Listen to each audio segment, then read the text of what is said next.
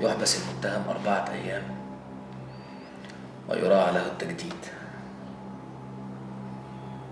أنا ممكن أكون مصدقك، لكن في نفس الوقت مفيش في إيدي أي حاجة أقدر أساعدك بيها. ده قانون. قانون صح.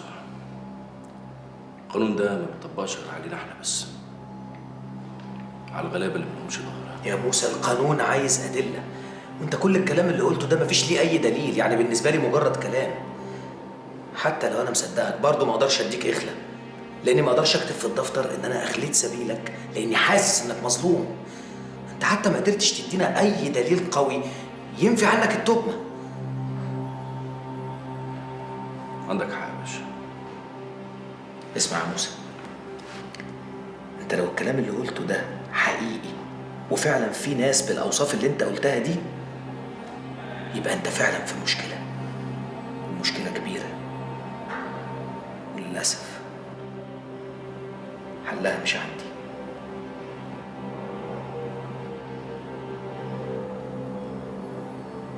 الحمد لله على السلامه يا امين.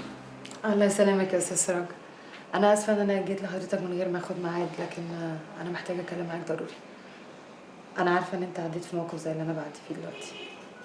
ايوه، اي حد اتعرض للي اتعرضت له ما يبقاش قادر يفكر او ياخد قرار، لان الفساد اللي انت واجهتيه قدر يرهبك ويوصلك لدرجه الخوف اللي مش هتخليك تفكري بعد كده في مواجهته مره تانيه. انا فعلا اتعرضت لكل ده، بس الحمد لله كسبت معركتي بعد ما كان بيني وبين الموت لحظه. هو حضرتك مريت بنفس الظروف دي؟ قصدي يعني محاولة اغتيال؟ كتير، مش انا بس، اسرتي كلها. طب وعملتوا ايه؟ كان قدامي حل من اتنين، يا اما انسحب من المعركه واسلم، وساعتها كان هيبقى قدامي كل المبررات اللي اديها لنفسي وهي محافظتي على اسرتي، يا اما اكمل اللي بداته واستحمل اللي هيجرى. بس بعد ما فكرت لقيت انا مش ضعيف، بالعكس انا الطرف الاقوى، وطالما انا الطرف الاقوى والمتحكم مش هما، قدرت اكسب معركتي. ازاي؟ بده الفساد زي اي كائن حي له نقط ضعف ونقط قوه، لو عرفتوا نقط ضعفه هتقدروا تقسموه. اللي هما ايه؟ الصبر في الحرب عليه، كل ما هتتعرضوا لهجوم شرس منه كل ما تعرفوا انكم قربتوا للقضاء عليه، وفي الوقت نفسه كل ما تتفادوا هجومه وتستمروا في الهجوم عليه هتقدروا تقسموه وتكسبوا معركتكم. عارفة يا نادين، احنا لو تعرفنا على بعض في ظروف غير دي كان زماننا بقينا اصحاب، اصحاب قريبين قوي كمان. ما تستغربيش قوي كده. انا سمعتك كنت بتكلمي مامتك وعرفت انك مالكيش اي ذنب في اللي عمله يوسف، بس برضه مش هلومه هو، هلومك انت دلوقتي عشان انت خليتي نفسك انسانه مالكيش اي لازمه. سوري، ما تزعليش مني، بس انت سمعتي كل حاجه هو بيقولها لك، كل حاجه بيقولها لك كنت بتعمليها، واعتقد ده مش كويس، عشان الانسان لما تعجبوش حاجه لازم يقول رايه. انا ما اقدرش اخالف راي يوسف. ومين قالك ان انت لما تخالفي رايه يبقى انت كده بتعملي حاجه غلط؟ لا، ما فيهاش اي حاجه. انت عاجبك الوضع اللي انت فيه دلوقتي؟ شفتي؟ سكتي عشان ما عندكيش رأي.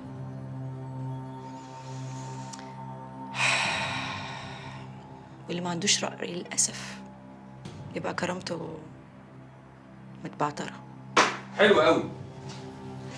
مين دي بقى يا حبيبتي اللي كرامتها متبعترة؟ مين؟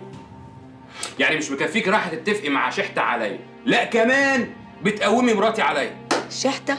شحتة اللي جالي وفضحك وقال لي على كل حاجة لما رحت تتفقي معاه عليا. فضحني؟ ليه؟ هو انا يعني لما احاول ارجع فلوسي من الحرامي النصاب يبقى هو فضحني؟ الحرامي النصاب ده يبقى ابوكي، ولا انت نسيتي هو بيشتغل في ايه؟ احترم نفسك، ما تجيب سيرة ابويا على لسانك، فاهمني؟ ولا انت ناسي اللي لحم كتافك من خيره؟ اولا انا لحم كتافي من عرق جدا. ثانيا 100 مره اقول لك احترمي نفسك وبطلي قله ادب عشان ما اقطعلكيش لسانك الطويل وانت برضه مفيش فايده. امتى هتفهمي؟ اوعى ايدك. والله العظيم هي اللي جت قعدت تتكلم معايا وانا ما ردتش عليها خالص. عارف، هي غيرانه منك وعايزانا احنا الاتنين نسيب بعض. فلو شفتك قاعده معاها تاني او بتكلميها تاني هيبقى اخر يوم ما بيننا. اتفقنا؟ حبيبتي نودي بتسمع الكلام وشاطره.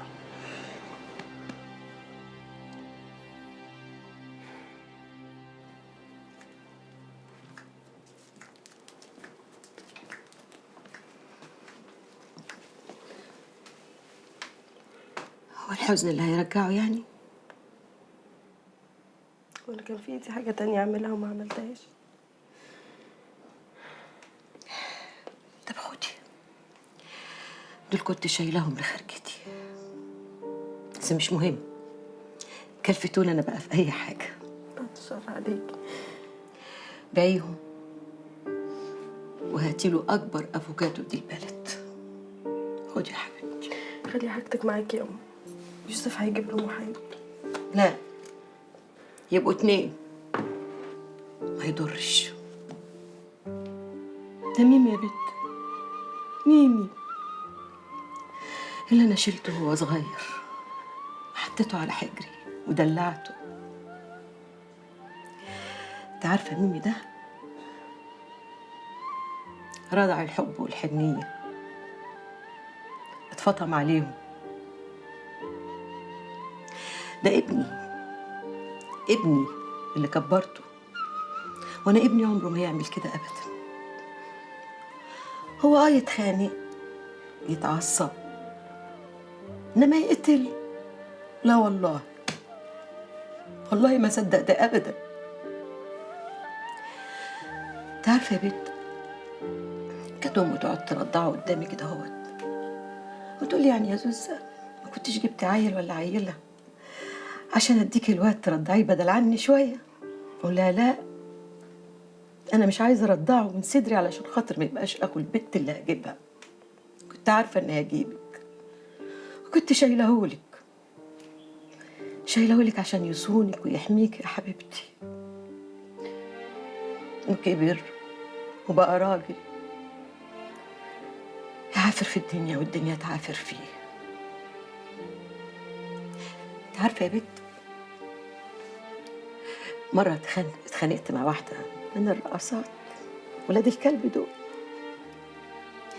وبعدين قلت له بقول لك ايه يا ميمي، انا الولية دي مفطساني ومزهقاني في عيشتي، بقول لك ايه، خد لي حقي منها، شوف لها سكة. قال لي لا يا عمتي عيب، ده انت ربيتيني راجل، والراجل ما يجيش على ولية ابدا ابدا. تقولي لي يقتل ولية؟ لا والله ابدا، والله ابدا ما يعملها ابدا، والله ما يعملها ابدا ابدا. قومي يا خايفه، قومي انت قاعده تعيطي، قومي اغسلي وشك، قومي ان شاء الله مجبور، باذن الله مجبور. قومي يا اختي، قومي يا حبيبتي.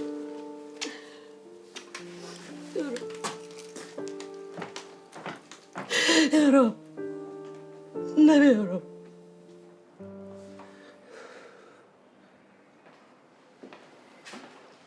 قوم من عندك يا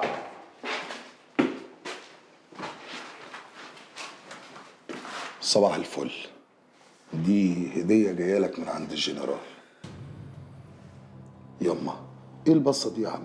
واحنا جايبين لك حاجة وحشة لا سمح الله؟ دي هدية من عند الكبير، بيقول لك ان قلبه معاك وليك عليه يا عم زيارة كل اسبوع لمدة 25 سنة. ده على قد ما المؤاخذة لو ربنا نفخ في صورتك وما خدتش اعدام.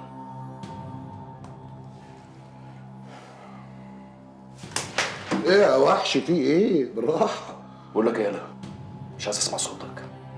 قول للجنرال بتاعك ده تشكر، بس هترد له قريب.